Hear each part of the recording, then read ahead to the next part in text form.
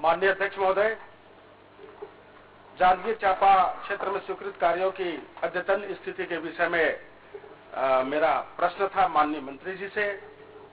जो जवाब आया है कि वह जवाब है कि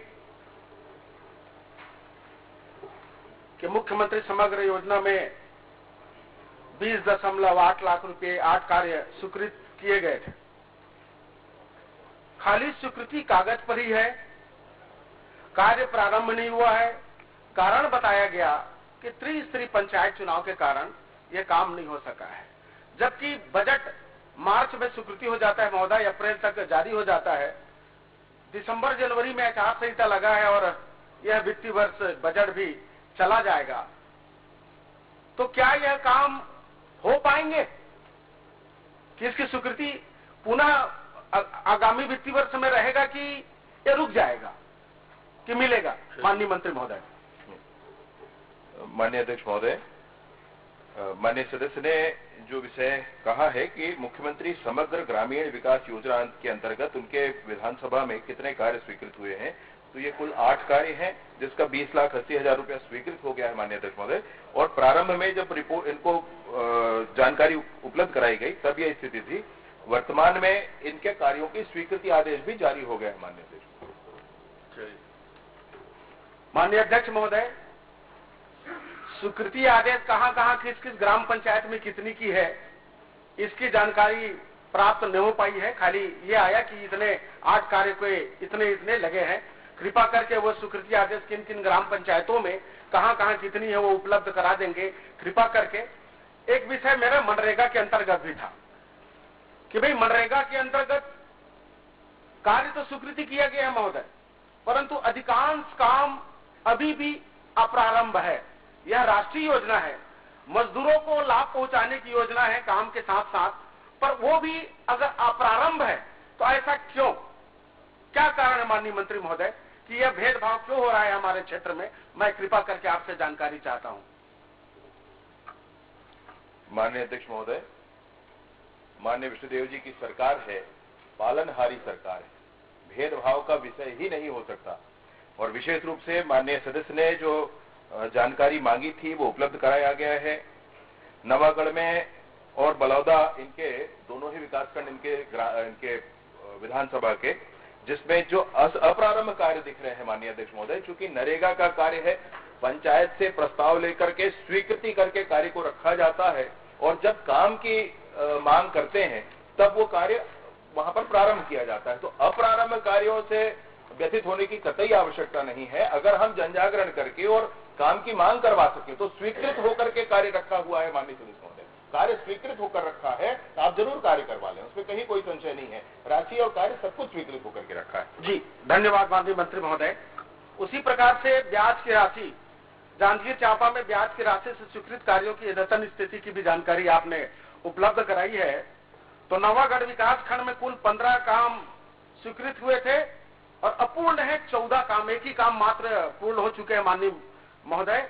उसी प्रकार से आपके यह स्थिति यह बताती है कि भी हमारे माननीय अधिकारी, आप सब मेहनत करते हैं, हम सब मेहनत करते हैं, कार्य की स्वीकृति करा लेते हैं, परंतु कार्य को पूर्ण कराने में वो जो लापरवाही बरती जा रही है उचित नहीं है। गांव के विकास कैसे हो पाएगा?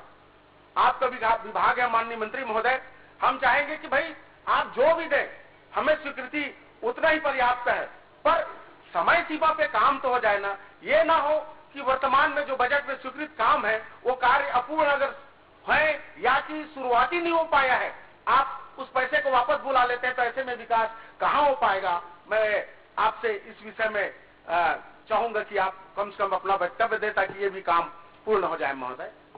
जी माननीय अध्यक्ष महोदय, माननीय सदस्य ने जिस विषय पर कहा है कि जांजगीर चांपा में विभिन्न मद में जो ब्याज की राशि है उससे हुए निर्माण कार्यों के संदर्भ में, तो 15वें वित्त की राशि और जिला पंचायत विकास निधि, ऐसे 2 निधियों के ब्याज की राशि से निर्माण कार्य वहां स्वीकृत किए गए हैं और वो अभी बहुत पुराना नहीं है माननीय अध्यक्ष महोदय। माननीय सदस्य स्वयं जिला पंचायत की उस बैठक में उपस्थित थे जिसमें ये निर्णय लिया गया, और निर्णय लेने के बाद फिर जिला पंचायत को ही स्वीकृत करना है, वहीं पर इस कार्य को आगे बढ़ाना होता है और वहीं पर यह काम आगे भी बढ़ाया गया है।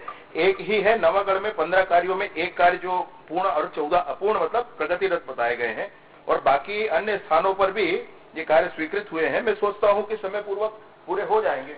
ये उनके हाथ का, उनके अपने जिला पंचायत का विषय है माननीय अध्यक्ष महोदय।